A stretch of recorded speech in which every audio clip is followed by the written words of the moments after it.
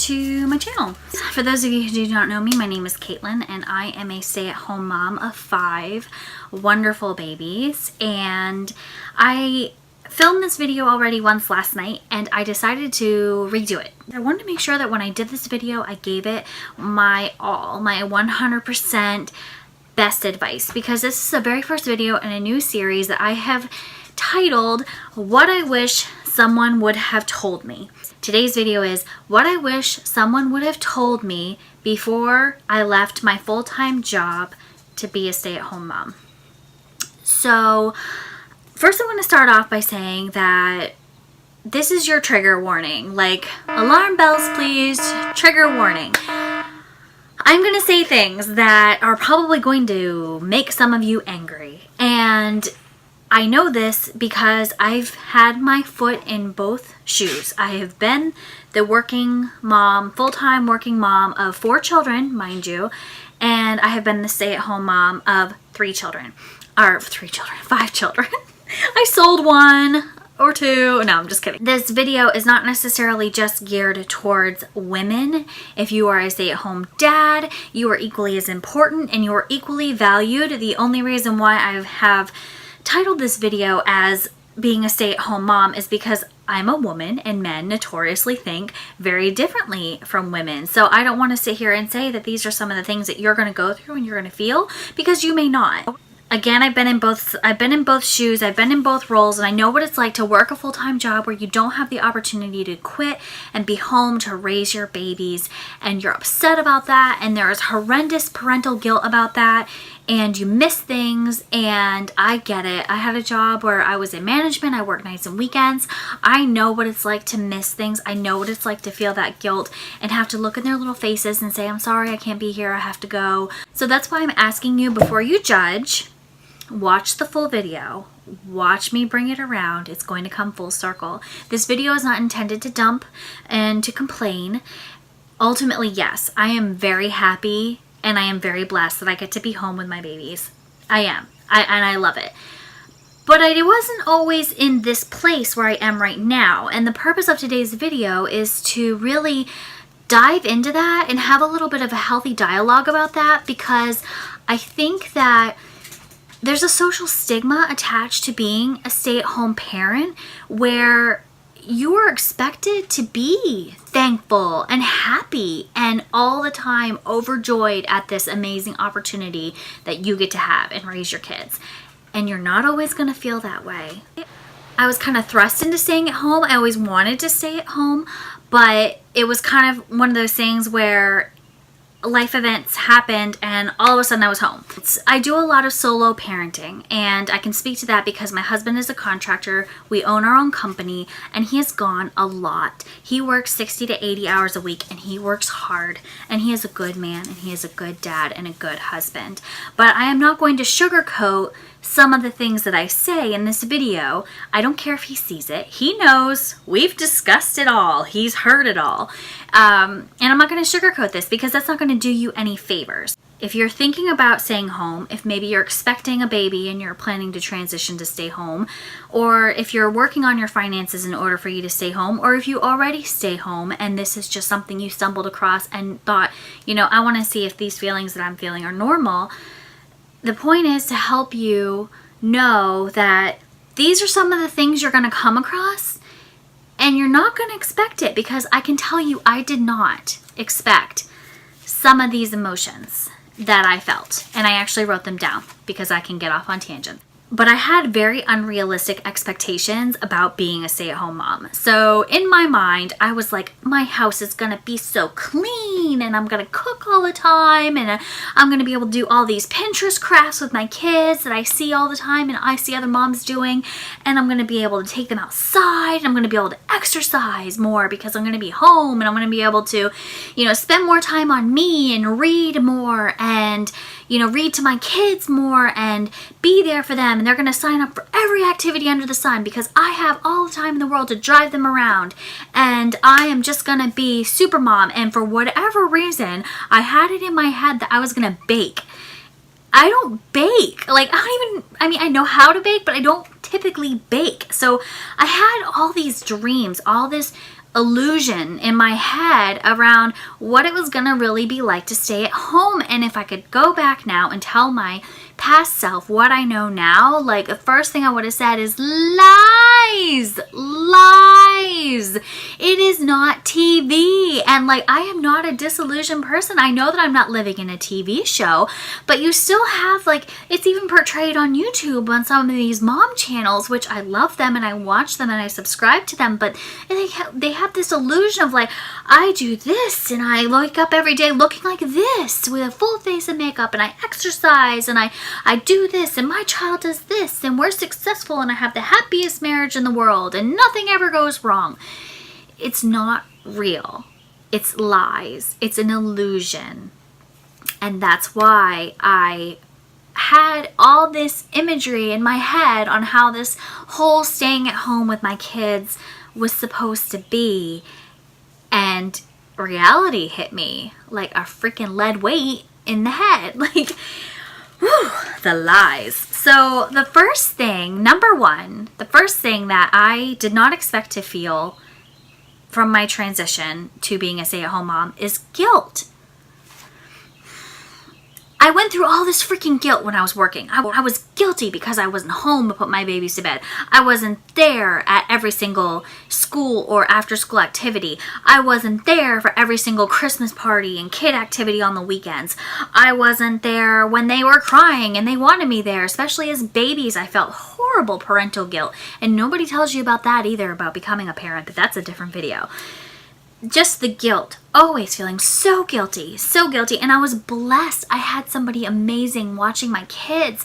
You know, they weren't in danger. They were being raised by family. I mean, it wasn't like that.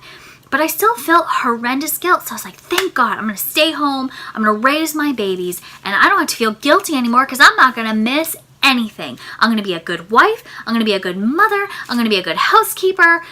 Maybe I'll even homeschool my kids. Threw that idea right out the window. I learned very quickly I am not made out for homeschool. But the guilt changes to something else. You start to feel guilty that you're not contributing financially to the family. You went from having a job where I was making, you know, nearly $60,000 a year. I'm just going to throw it out there. Making nearly $60,000 a year to not making that money. And my husband having to eat that responsibility of raising or of supporting 5 kids and a wife, and we have a mortgage and we have a car payment and we have bills just like everybody else in America. It's crazy. Like, you don't realize, you know, how much your income really makes a difference. Like, yeah, crunching the numbers, yeah, we can survive, we can make it, but you feel guilty because that's a lot of strain on your partner, whether you're a stay-at-home mom or a stay-at-home dad.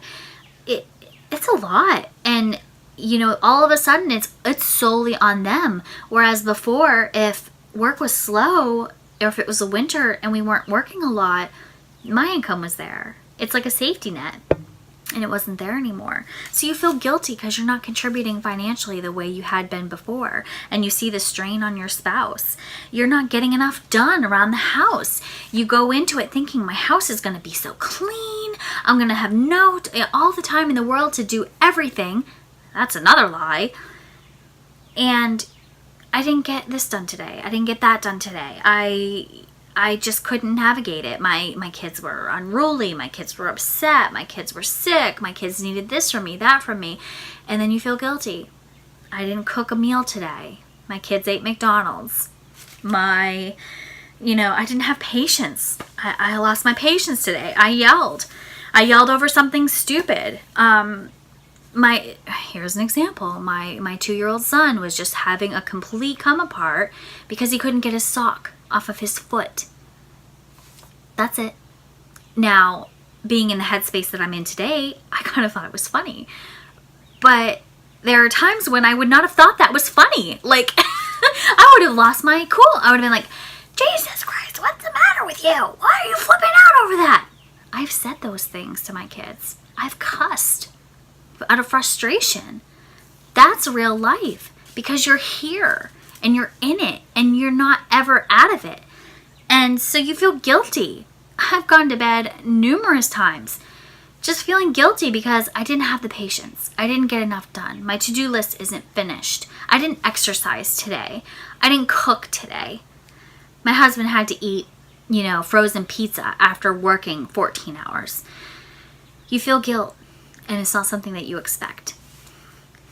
There's number 2, a second thing on my list, is that there is a social stigma associated with being a stay-at-home mom. Well, there's more than one, but one of them is that you have all the time in the world to get things done.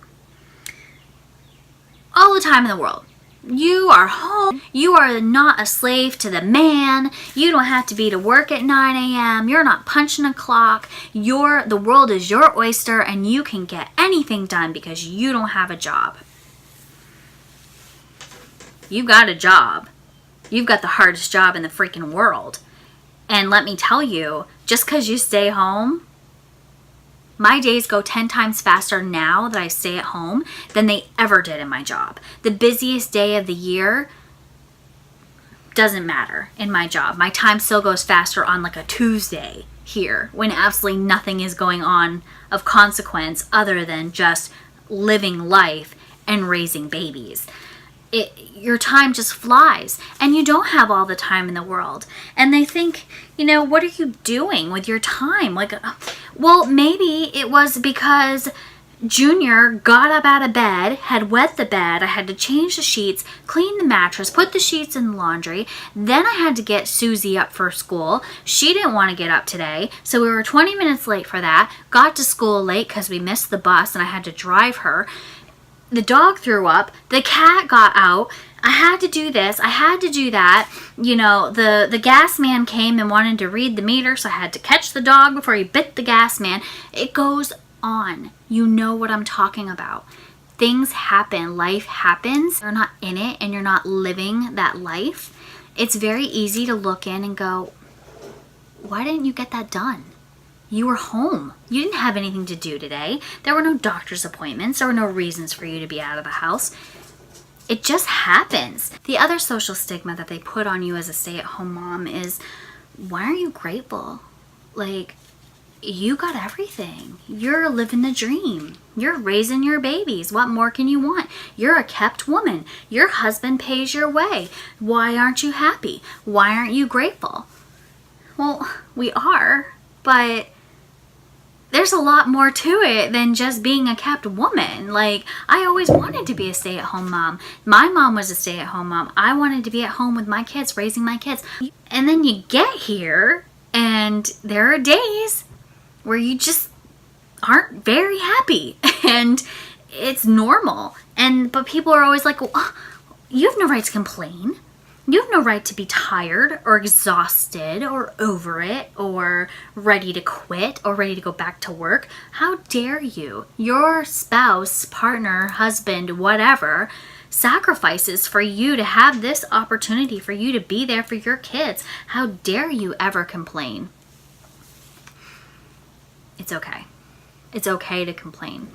It's okay to be impatient, and it's okay to be all done. Sometimes. Number 3, there are days you feel like a machine. I feel like a machine. I do the same thing every single day. I get up, I do this, I do this. If I don't keep on top of laundry, I pay for it for a week. One day of skipped laundry, I am tortured for a week. But you feel like a machine. You're on autopilot all the time doing the same things over and over and over and over and over. And you just get tired of it. You're like, God, I would give my right arm to not have to vacuum this floor. But you start to lose your sense of self. You start to lose your sense of self-worth.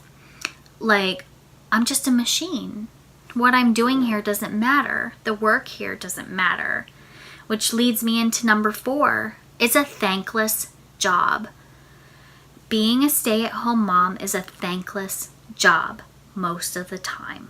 I don't want to say all the time, because obviously your husband or your wife appreciates you. They appreciate the fact that they can go to work and know that things are handled at home. They don't have to worry. They never have to question because you're there. You have their back. But they're not going to come home every day, especially after working a full shift, and say, wow, this house looks great. You look amazing. You got everyone's hair brushed today. Awesome job. Your kids, no matter how much we teach them to be thankful for what they have, they're not going to look at you and say, man, Mom, those mashed potatoes were rockin' from dinner. Like, I am so glad you spent 45 minutes on Pinterest looking up different mashed potato recipes and reading reviews so that you can give us something different, so that's not the same old food that we have all the time. They don't care. Your spouse probably doesn't care. And they don't realize that you're putting in all this effort. They don't realize that you took your free time during nap time to research recipes so you can meal plan to make different things for them. They don't realize that you painstakingly look at all their clothes and stain treat everything so that their clothes stay nice and clean. They don't realize that you're going through all their schoolwork, making sure they don't miss assignments, making sure they don't forget their instrument before they go to school, or that your entire day is planned and organized around their after school activities. Like, they don't see that. They don't understand that, and they won't understand that for years to come, probably until they're in your shoes as adults. They're not going to see that, and they're not going to understand that. So there are days where you feel like a machine, and no one's going to pat you on the back and say, good job, Mom, you killed it today. And that's a hard pill to swallow because it leads to resentment. There have been times where I resented my husband because he got to take a shower. That's crazy. You showered. Like, cleanliness is a basic human right. Like, you should be able to take a shower. But I resented him for the ability to take that shower and have that 20 minutes, 15 minutes of peace and quiet.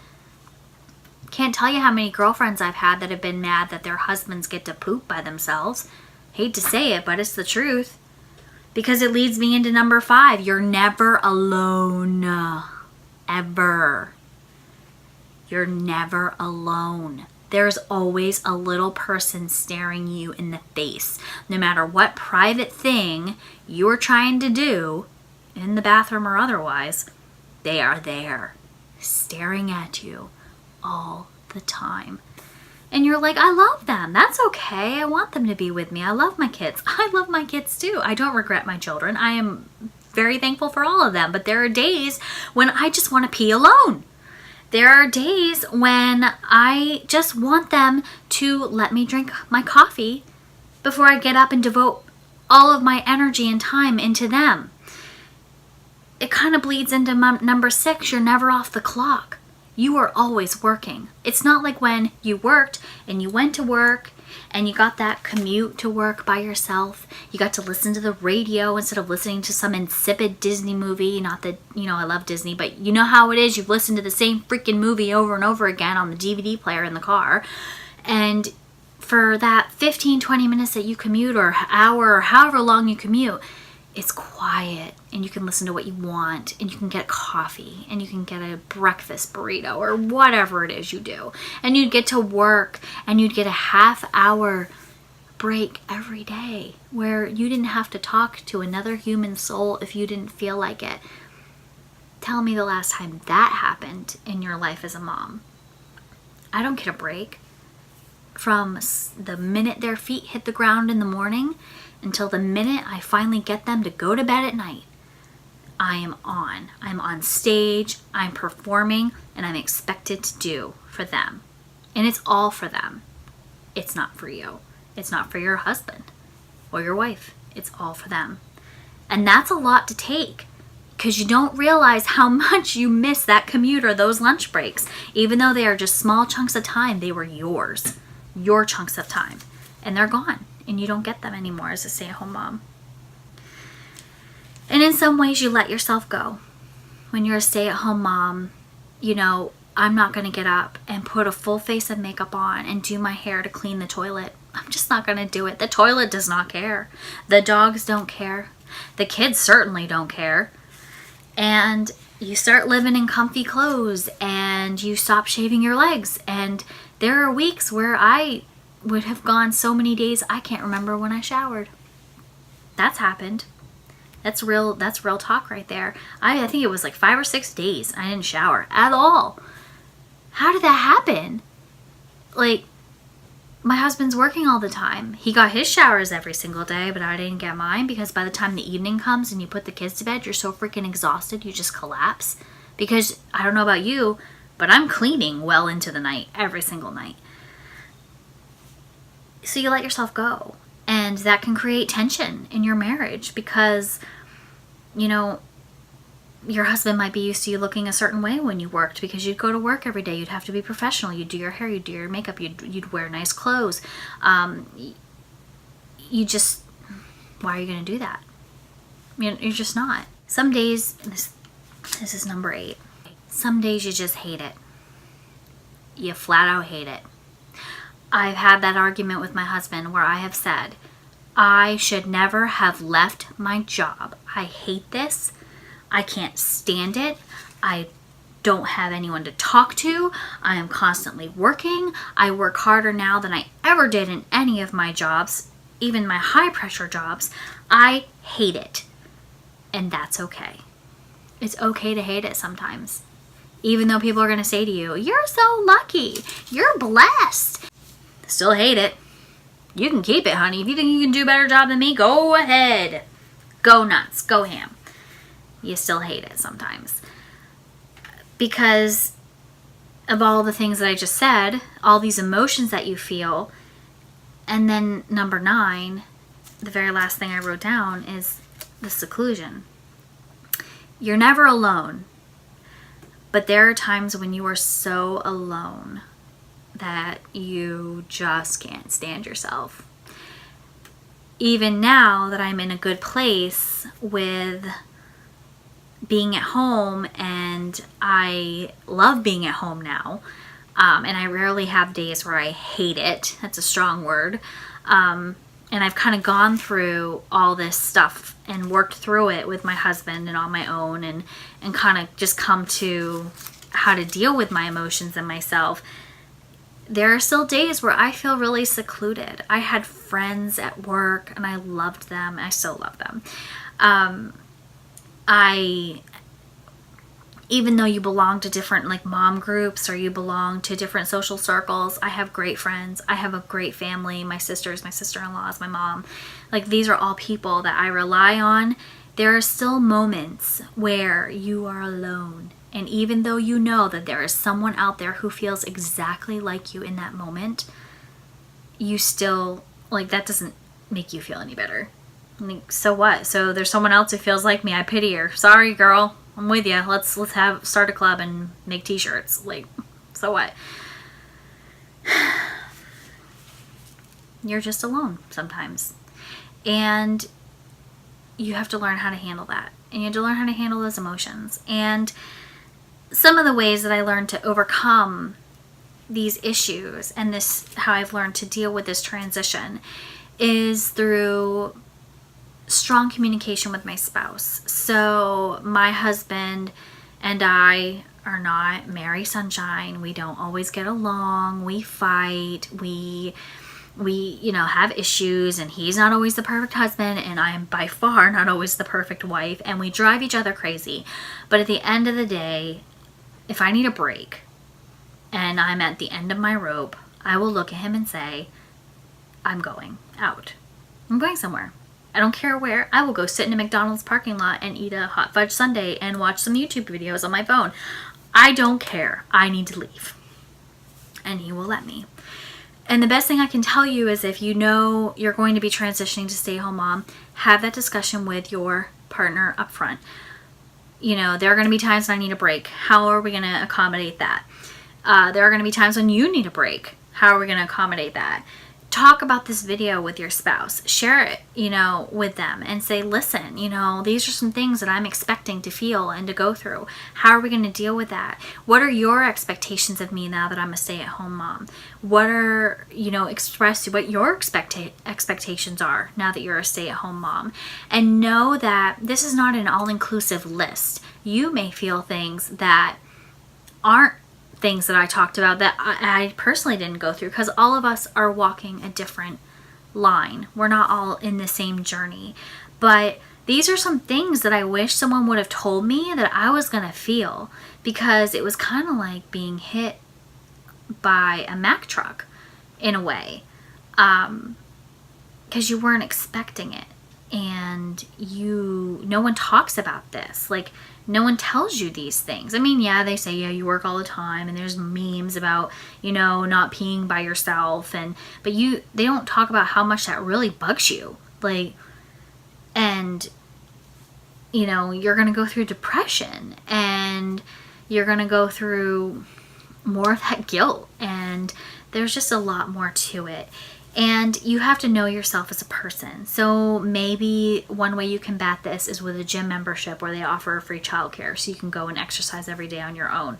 Or I joined 31 so that I could broaden my friendship group and just have something that was mine. And then furthering into that, I started my YouTube channel, which is something that's for me, something that's mine. And don't feel guilty about that, because we all need things that are our own. Our children, we make sure they have their own room, or we make sure they have their own activities. We give them things that are theirs. Our husbands or wives have their own things. Why don't we get that too? So don't feel guilty for saying, I need something that's mine. I need time that's mine.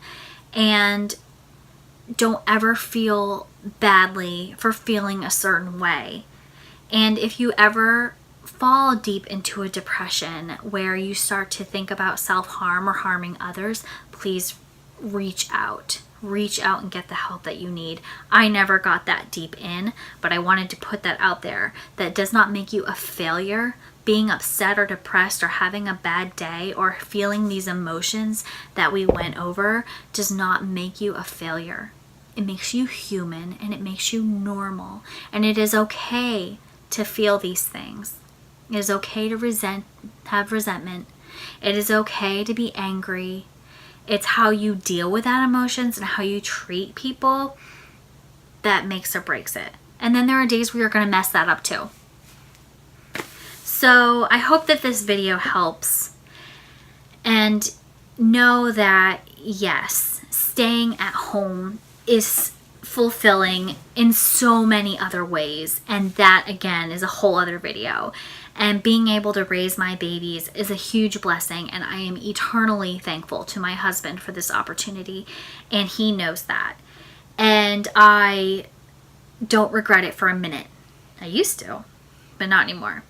But sometimes it would have just been a little bit easier to go on this journey if I had known the good, the bad, and the ugly. And I hope that I shared enough ugly and bad with you to help you.